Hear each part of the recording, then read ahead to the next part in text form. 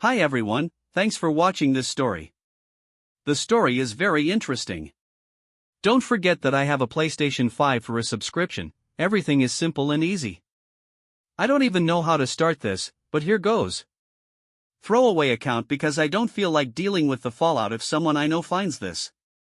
So, I've been married for 6 years to a woman who's always had this spark. She's a writer. Not just a scribbles in a journal type. No, she lives for storytelling. Like, she'll forget dinners on the stove because she got caught up in writing a scene where a dragon breaks up with a mermaid. That kind of writer. At first, I loved it.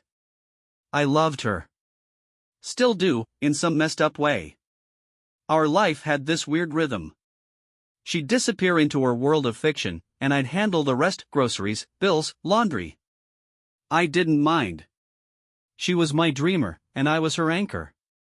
At least, that's what I told myself. But over the last year or so, things started feeling off. At first, it was little stuff. She'd stay up later than usual, whispering to her phone. She started locking her laptop. Not just password protecting it, like encryption level locked. And then, she stopped sharing her stories with me. That was the real red flag. She used to beg me to read every new chapter. Now, nothing. When I asked, she'd just shrug and say, "It's not ready yet." Even though she was posting stuff online constantly. I knew because I found a burner Reddit profile she was using. She'd gotten kinda big in some storytelling communities. People loved her AI mystery thrillers series. The kicker? Her stories felt too real. The characters, they were modeled after people we actually knew. Friends. Neighbors. Me. And the things they did in the story? Let's just say they weren't the kind of plot twists that make you feel proud to be inspiration. But nothing could have prepared me for what I found next. It started with a glitch. One night, around 2 a.m., I got up to grab a glass of water. Her office door was cracked open, something that never happened. She always closed it like she was protecting state secrets. Curiosity got the better of me, so I peeked in. She wasn't there. Just her laptop glowing on the desk, humming softly. Wide open. Unlocked. Reddit was up. Her burner account was logged in. And on the screen was a private message thread. She had been chatting with someone named L0G1CSP1N about story ideas, but they weren't just bouncing plots around. They were talking about me. Like, actually me. She wrote stuff like, "He's getting suspicious. Might have to twist the narrative again." Or, "The AI suggested a betrayal arc, it's too juicy to pass up." That word AI stood out like a punch to the gut. Turns out, she wasn't just writing her stories. She was collaborating with one of those experimental AI storytelling platforms. Not just using it for suggestions, either. She had trained it on our life. Our chats. My texts. Even recordings.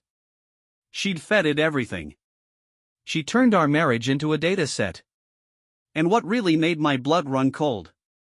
The AI had been suggesting events, real events, that she then started orchestrating in real life, just to see how I'd react.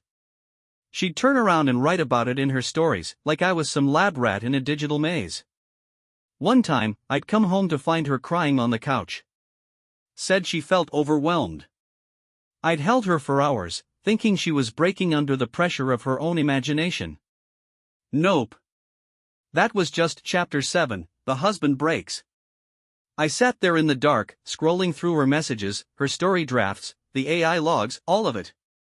It was like reading a twisted version of my own life, but stripped of meaning. Every argument we'd had, every sweet moment, every silence, it was all in there. Transcribed, dissected, monetized.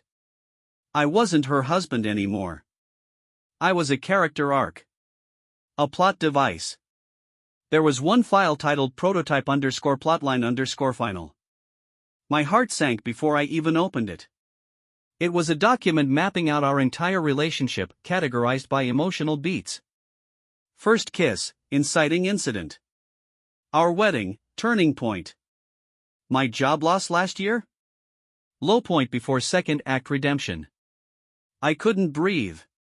She didn't just analyze our relationship, she gamified it. She planned reactions. The AI predicted how I'd behave under certain emotional stressors, and she'd test it in real time. There was one chilling note in the margins. If this works, I'll have the most realistic emotional betrayal arc ever written. Might submit to Black Box. That's when it hit me. She wasn't addicted to storytelling. She was addicted to control. And I was just the sandbox she played in. I couldn't stop reading. Her AI, she named it Era, wasn't just helping with plot points. It had entire emotional simulations based on my personality. Like, if subject, me, experiences prolonged neglect followed by unexpected affection, he becomes 34% more emotionally pliable. There were charts. Freaking heat maps of my moods. I scrolled through one log of their conversation. Yes, she was literally chatting with the AI like it was her co-writer and therapist combined. Era, do you want to initiate the infidelity subplot now? Her, not yet. He's still too hurt from last week. Let's wait until he starts detaching. I need the betrayal to land harder. I just stared at that for a long time. She was using the AI to pace my pain. That fight we had over her skipping our anniversary dinner? I thought it was spontaneous. Real. But there it was, pre-planned. Era suggested it would create the right emotional contrast for what came next, her pretending to reconnect with me, only to pull away again. Every emotional high was rigged. Every low was planted. My life had been turned into a serialized drama for internet points and personal satisfaction. And what's wild is, I never knew I was being watched like that. I thought I was living my life. But I was just acting it out in a script I never agreed to be in. So here's where it goes from messed up to. I don't even know what to call it. Unforgivable? There was another folder. Hidden deeper in her laptop. Labeled alt arcs, like alternate story arcs, I guess. Inside were drafts where I wasn't the only focus. She had started introducing another character. A man. Someone I'd never heard of before. But the details were weirdly real. He lived in our city, liked the same niche band she did, had a dog named Marvin. I thought, okay, maybe he's a composite character. A creative exercise. Then I found a selfie of them together. Real. No filters, no AI. Just the two of them, smiling at a cafe I recognized because I'd taken her there on her birthday 2 years ago. My stomach dropped. It wasn't just fiction. It was a test run. She had been seeing this guy Callum off and on, using the relationship to model romantic tension and triangular emotional entanglement, as she called it. She even had an Excel sheet ranking the emotional resonance of different interactions with him versus me. Who does that? There was a line in one of her notes that still plays in my head like an echo. Callum is better at improvising emotionally. Feels more dynamic in scenes. But husband offers more stability for long-form arcs. I wasn't even a person to her. I was plot infrastructure. This wasn't just cheating. It was exploitation. Psychological manipulation in service of fiction. And the worst part? She justified it all as research. As if that made it okay. I didn't sleep that night. I just sat there, staring at the glow of her laptop, my whole world unraveling pixel by pixel. By the time she came home, sometime around 5 a.m., I was still at her desk. I didn't even try to hide it. I wanted her to know I'd seen it all. She froze in the doorway. Her face didn't register guilt, though. It was something worse, calculation. Like she was already rewriting the scene in her head. "You went through my stuff," she asked, like that was the issue. I didn't yell. I didn't cry. I just said, "How long have I been your character?" She said nothing. So I kept going. Was it fun? Watching me break down, just to get better dialogue for chapter 12? Was Callum a better plot twist? Still, silence. Then she finally spoke, but it wasn't an apology. It was a defense. You don't understand. This is art. People feel something when they read my work. They tell me I've helped them heal. They say my stories are real in a way others aren't. I couldn't believe it. She was proud of it. Like betrayal could be excused if it made a compelling narrative. Like my pain had been donated to the literary cause. I asked her, "Do you even know who I am outside your story?" And she just said, "You were the perfect protagonist, until you stopped playing along." That's when I knew we weren't in a marriage. We were in a performance. And I'd finally gone off script. After that conversation, or whatever that was, I walked out. No big scene. No shouting match. I just grabbed my jacket and left, like a character in the wrong genre. I ended up driving around for hours with no real destination, just trying to remember what parts of my life were mine. I kept asking myself the same question. If everything was part of her story, when was the last time I had a real thought that wasn't predicted, prompted, or planted? It's a weird kind of grief. Not just for the betrayal, but for the erased parts of yourself. Like you lost time. Like the years were still there physically, but hollowed out emotionally, just scenery on a set. At some point, I pulled over in a gas station parking lot and just stared at nothing. I wasn't crying. I wasn't angry anymore. I felt vacant. Like she'd written me into a corner and left me there. But that's when something unexpected happened. I started laughing. Like, full-body, stupid laughter. Because suddenly, it hit me, I wasn't in her story anymore. I had stepped out of it. Off script. And that meant, for the first time in years, I had the pen. I didn't know what I was going to do yet, but I knew this much: I wasn't going to be her research material anymore. She wanted plot development? She was about to get a new genre. And I was going to write it myself. So I didn't go back home right away. I stayed with my brother for a while, told him things were tense between us, which was technically true. I didn't tell him the whole story because, honestly, who the hell would believe it? My wife turned our marriage into a live-action AI-enhanced novel doesn't exactly roll off the tongue. But I needed time. And more importantly, I needed to get smart. While I was gone, I started backing everything up. Every message, every AI log, every draft that mentioned me by name. Screenshots. Screen recordings. I even copied voice memos she left for Era. Turns out she liked to verbally brainstorm while walking around the house. Half of them sounded like she was confessing to crimes in the name of character development. I also dug into Callum. Found his socials, his dumb self-published poetry blog, and yes, even his dog Marvin. All real. All very unaware that he'd been drafted into a morally bankrupt writing project. He looked like he still thought mixtapes were cool. I debated confronting him, but decided to wait.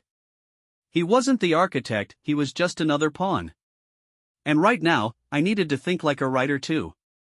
I started writing again. Not just journaling. My story. Everything she'd done. How she'd done it. The AI's involvement.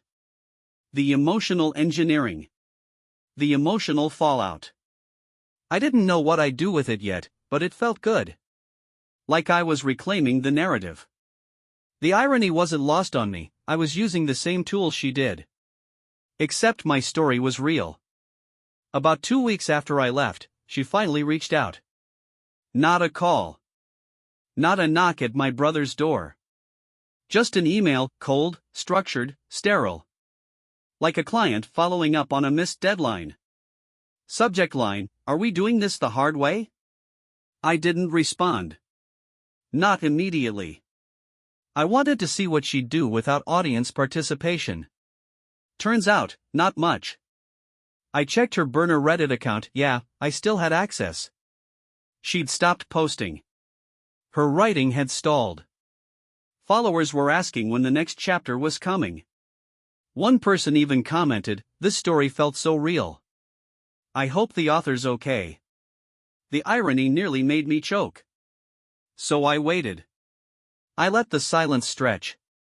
No new content from her. No reactions from me. Just a vacuum. And you know what? That broke her. Because people like her, people who need to narrate everything, they don't know how to survive without feedback. Then she sent another message. This time it was emotional. Rambling. No punctuation. She said she missed me. That she couldn't write through the fog without my presence. That I'd become more than a muse, some kind of structural necessity. Whatever that means. That was the moment I realized, she wasn't in control anymore. I was. For the first time since this all started, I felt something powerful.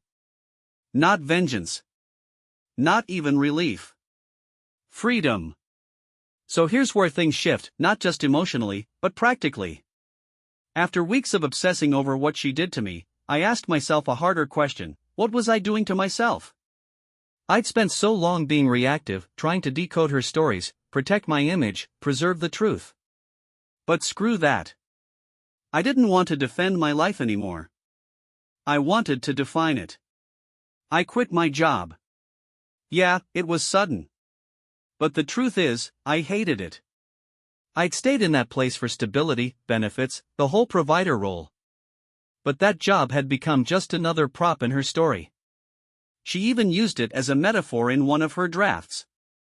His office cubicle was a metaphor for emotional stasis. Real nice, huh? So I walked away. No scene. No drama. Just a simple resignation and a weird sense of relief. Like someone had finally shouted cut and let me walk off set. I started freelancing again. Writing. Editing. Consulting on creative projects. Ironically, the thing she said I never fully understood as storytelling was something I'd always loved, just never pursued seriously. I was always the reader. The listener. The quiet partner in the back row. But now, I was the author. And damn, it felt good. So, here's the thing about Callum, he's not the brightest guy. I mean, he's charming enough, don't get me wrong. He probably thinks he's some kind of emotional savior in this story. But the truth is, he was just another piece of her narrative. I'd been waiting for this moment. Figured it was coming eventually, given how things were going.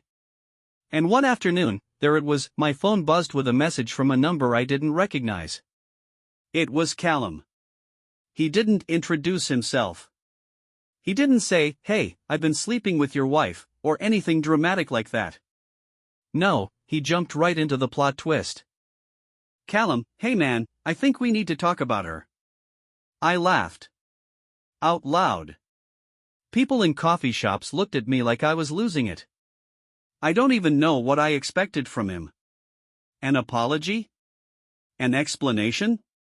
A reason why he'd been dragged into this mess. When we finally talked on the phone, he didn't seem surprised by my knowledge of the whole AI thing. In fact, he seemed almost relieved. Like he'd been waiting for me to confront him. "It's not what you think," he said, but we both knew it was exactly what I thought. He told me he hadn't known the extent of her plans, didn't know about the AI manipulation. But the way she writes about us, man. It's intense. Yeah, no kidding. I'll give him one thing, he didn't try to justify it. He didn't throw around excuses. Instead, he just sounded lost. He admitted that he had no idea how deep she was in it. "We were just characters, weren't we?" he said. It wasn't a question. It was a shared realization. The thing was, I didn't care. Not about him. Not really. But for the first time, I felt like I wasn't the only one trapped in her warped narrative. She'd hurt him too. She'd hurt both of us. I guess the difference between Callum and me was, I was ready to end the story. He was still looking for a plot. I knew the day was coming when I'd have to face her again. And not in some passive-aggressive email or a carefully worded text. No. This was going to be the real confrontation. The one that didn't feel like a scene in her twisted manuscript. I came back to our house. It felt strange. Like a set. The furniture, the pictures on the walls, the smell of stale coffee, it all felt like a backdrop for something that wasn't real anymore. And there she was, sitting on the couch, staring at her phone like she was waiting for inspiration. Or approval. She barely looked up when I walked in. The usual practiced calm was on her face. "Hi," she said, without emotion. "I've been thinking. We should talk about this." "That's it? We should talk? After everything?" I dropped the bag I was holding, a stack of printed pages, right on the coffee table. She looked at it, confused. And that's when I told her the truth. "I'm done being your character," I said, and for the first time, I saw a flicker of something. Fear? Regret? But she quickly masked it with a shrug. "I didn't mean to hurt you, you know," she said, and it felt rehearsed. "This is all just my process." "Your process?" I echoed, my voice cold. "You used me. You used everything about me. Our lives. Our emotions. Our trust. And you wrote me into a damn corner. But you know what? I'm writing my own ending now." She opened her mouth to argue, but I wasn't done. "I know about Callum. I know about the AI. I know about everything you've done to manipulate me into the exact narrative you wanted. But here's the twist you never saw coming: I'm not going to keep being your plot point." Her eyes went wide, but I could see the gears turning. She was thinking, recalculating the plot. She tried to pull me back into her story, using her words like strings to control me. "You can't just leave, you can't." "I already did," I interrupted. "I left the moment I realized I was your subject. Not your husband. Not your partner. Just some character in the background." She was silent for a long time. And I thought for a second she might try to apologize, that maybe she was beginning to understand. But no. She didn't apologize. Instead, she just said, "I'm sorry you can't see it. But everything I do for the story. It's what keeps me sane." I didn't know what to say to that, so I didn't say anything at all. I stood up, grabbed my bag, and walked out. This time, I wasn't looking back. I didn't rush back into my life, but I didn't stay stuck in the void either. I spent weeks just focusing on what I wanted, what I needed to heal. I stopped reading her messages, stopped checking her accounts. I focused on the few people who really cared about me, the ones who didn't need me to fit into their narrative. I spent more time with my brother, rediscovered old hobbies I'd forgotten about. I went to the gym. I started cooking real meals again instead of just grabbing fast food between meetings. And I took long walks in the park, the kind where you don't feel like you're racing against time but just letting it pass by, letting yourself be present. In the months that followed, I found a rhythm. I began working with clients who appreciated my perspective, not as a muse, but as an actual person. A person with a life, with thoughts, with emotions that weren't filtered through someone else's lens. One day, I received an email from her. It wasn't a plea for reconciliation. It wasn't a cry for forgiveness. It was a story submission. She'd written a piece about our marriage, a thinly veiled account of everything that had happened. Of course, the AI was involved. Of course, she painted herself as the misunderstood artist, and I was just another casualty in the name of creativity. I read it, but I didn't feel anger. I didn't feel rage. I just felt nothing. Her story had no hold on me anymore. I wasn't her character, and I wasn't a footnote in her tale. I wrote back with a single line. "I'm no longer a part of your narrative." That was the last time we spoke. It's strange, when you're finally free of something that had held you captive for so long, there's no grand moment of release. No cinematic fade out. It's just quiet. And in that quiet, I found my peace. I'd rebuilt my life from the ground up, not in spite of what had happened, but because of it. Every decision I made from that point forward was mine. No one else's. I wasn't playing a role in someone's story anymore. I was the one writing it. I started taking risks. Big ones. I traveled. I put myself out there, meeting new people, building new connections. I even started writing my own book. Not about her, not about the betrayal, but about finding strength in the most unlikely of places. About the power of reclaiming your own voice, even when everything around you has been scripted by someone else. I remember the first time I sat down to write for real. It wasn't for money. It wasn't for validation. It was just because I wanted to. The words came easily, fluid, natural, without the weight of expectation behind them. And for the first time in ages, I realized something: I liked writing. I always had. I didn't need to be the supporting character in anyone else's story. I had my own. And that, right there, was freedom. Real freedom. I'm not saying everything's perfect now. I'm still figuring out where I'm headed, and I'll never completely erase the scars from what happened. But I've learned to stop seeing myself as a plot point. I'm not a victim in a story that someone else controls. I'm the author now. And this is where my story begins. I've had time to reflect on everything that happened. The pain, the betrayal, the confusion. It wasn't easy, not by a long shot. But when I look back, I can see something I didn't understand at the time. The most important thing in any story, your story, is that you have control of the narrative. I spent so long letting her write the script for us, letting her shape our life into something I wasn't even a part of, that I forgot I had the power to walk off the set. I had the power to change the plot. It was always mine, and I just had to remember it. The hardest part wasn't finding out she was manipulating me with AI and stories. It was realizing how much I'd let her. I thought love was about surrender. I thought being with someone meant giving up a piece of yourself. But real love, is about being true to who you are. It's about respecting yourself enough not to be a footnote in someone else's narrative. I'm not saying I didn't love her. I did. But I love myself more now. And that's a lesson I'll carry with me for the rest of my life. To anyone who's been manipulated or betrayed, my advice is this: don't let someone else's version of your story become your truth. Don't let anyone, no matter how much they claim to love you, control your narrative. You're not a character in their book. You're the author of your own life. And if someone tries to rewrite you, you have the right to walk away and start fresh. It's never too late to take the pen back. In the end, it's not about the betrayal.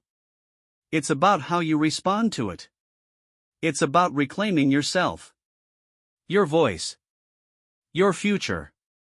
And that's a story worth telling. Thank you for following along with this journey. It's been a wild ride, but I'm finally writing my own chapters now. If you're going through something similar, I hope this helps you find the courage to start your own new beginning. The pen is in your hands.